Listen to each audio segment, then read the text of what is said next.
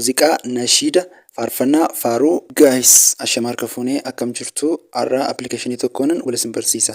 Appilikeeshiniin kunis faayidaan isaa aappii muuziqaa, nashiida, faarfannaa, faaruu yoo barbaaddan akkaataa isin barbaaddanitti kan isin hojjechuu danda'udha. Appilikeeshiniin kun pileestoorii irraa argachuu dandeessu.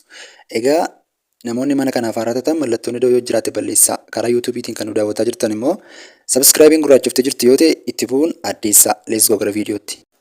Jalqaba irratti gara pileestoorii bilbila keenya irra jiru irra deemnee suunoo jennee barreessina jechuudha. Suunoo AI Song Maker. Kunoo appilikeeshinii isaa lammaffaa irratti argamudha jechuudha. Ani sababaan buufatee jiruuf open naan jedhe. Isin immoo instaalii godhattanii dabartu jechuudha. Isa booddee create a free account kan jedhutti buunaa.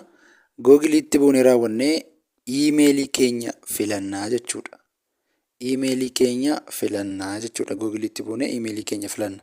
Anama fakkeenyaaf kunoo asirraa iimeelii koo tokkoon filadheen galmaa'ee darbaa jechuudha. Weebsaayitiidha wantichi suunoo.com. Isa booddee mallattoo walakkaa iseettiin bu'aa. Mallattoo walakkaatti ergan bu'ee booddee Lyrics bakka jedhutti walaloo sila qopheeffattan copy paste gootu yoommoo barbaaddan ni barreessitu jechuudha. Ni barreessitu jechuudha. Fakkeenyaaf Oromiyaa jiituu, dachee magariituu, biyya aannaniif dammaa, hundumaaf kan ho'itu jedhee yoon barreesse hundumaaf kan ho'itu jedheen barreessaa jechuudha. San booddee kan barreesse booddee istaayiliin filadhaa jechuudha. Fakkeenyaaf istaayilii aadaa Arsii, aadaa Oromoo Arsiin filadha. Istaayilii aadaa Oromoo Arsiin filadhaa.